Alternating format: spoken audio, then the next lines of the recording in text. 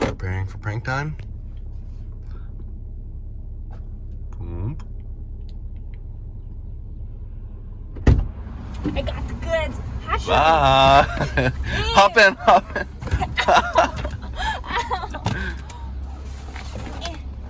Anyways, I got the goods. Hell yeah. You got the drugs, bet? Yeah. Oh. What? These aren't drugs. Shut up. Just kidding, it is because it's food. Okay, so we're at the beach. We had to park, not in the beach parking lot. And you want to know why? Because the stupid police decided to block off the parking so people cannot enter.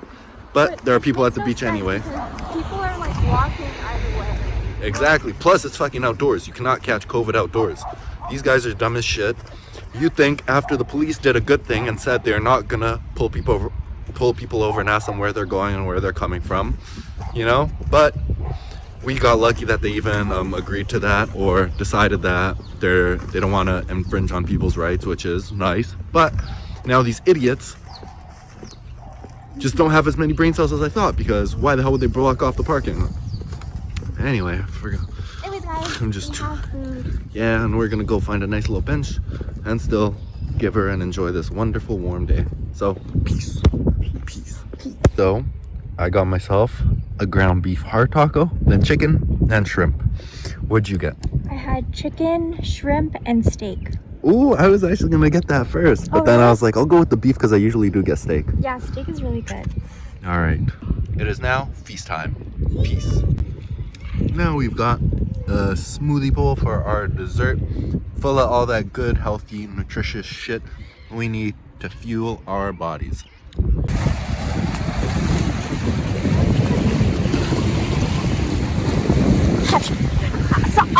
Oh my boob.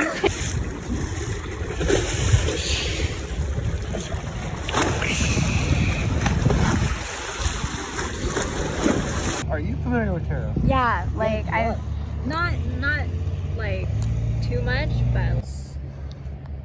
Of saying yes rather than withdrawing, separating, and saying no. When we cross a bridge to an unknown land, we are led magically into a new reality. We open up to otherness. Healing and communication are made possible when we enter a state of curiosity, wonder, and learning. The shaman, for example, creates the bridge between the everyday world and the sacred. This card asks us to study the connections between the seemingly disconnected parts of our life, relationships, ideologies, and histories. Remember that a bridge can't be forced. It must be made with love, or its structure will not withstand the inevitable weather of time. So this is kind of a partial reading in some ways. How to make a good future. The box. Okay, so the box is about getting out of your confines. Really, in this box, the cage, the rules, the norm. We all live to some degree within the confines of the box. This archetype represents everything that is known, anticipated, and expected. It holds us in place while simultaneously holding us back from our greatest visions.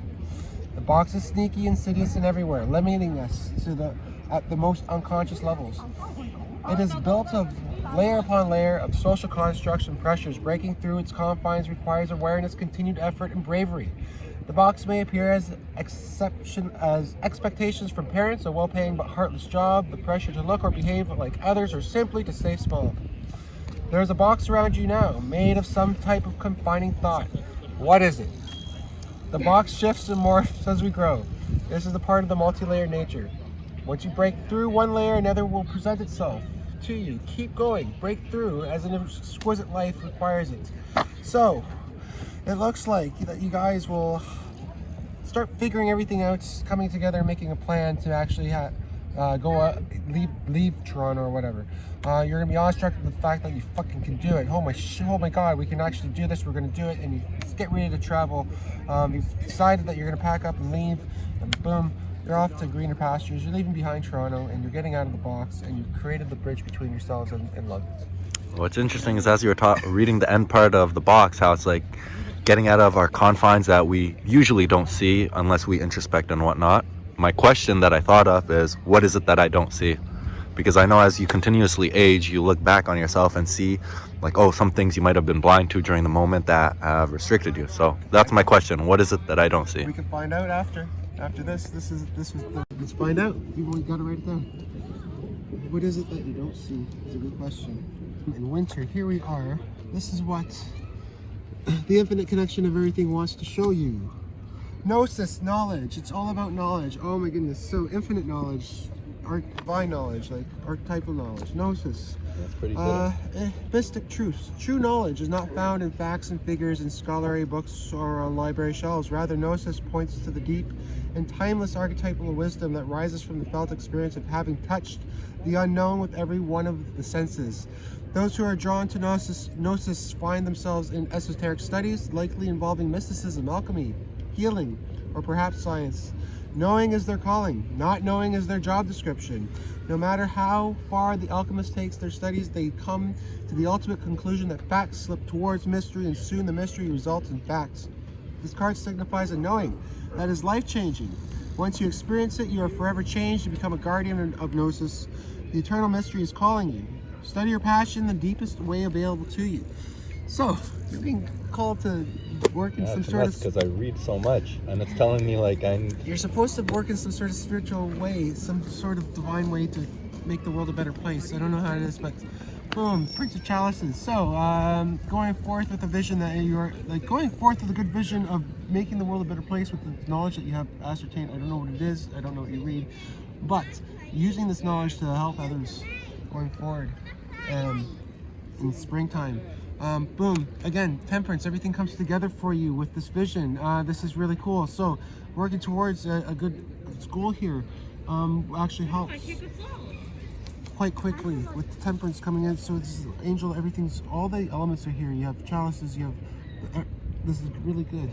When working towards a vision of being a healer of some sort, using your nose, and then boom, so you actually will be then initiated as welcomed into an initiation period of spiritual healings. So this is very good with the Trump card. This is the Empress card. You have, she holds the Torah in her hands. The divine law going on here. Gnosis. Boom. You'll be, once you have done so, you'll be charging forth a new vision and confidence too, to move forward in this, what you are supposed to be doing. What else is there for you to see? The dead end is not a dead end. So, but it does mean the final chapter of this. So, you're going to be initiated. If you choose to do this, there's divine knowledge and wisdom that is to be shared with people. And there is some negativity going in, but if you go into it with a full heart and full of emotion, you will be blessed to share whatever experiences that you have. And in fact, you'll be initiated into one of the higher realms of people who can help with the spiritual matters that are out there. And you can charge forth with this vision and confidence. You go from being a kind of timid to being a stronger person, and don't let that stop you. Contrary to what the name implies, the dead end is very much alive. It is a force that stops us from moving forward as planned. It is thick, dense, uncompromising, a wall beyond all walls. With every bramble, thorn, and stone, it simply states, "No more, child, you have reached the last page of this chapter."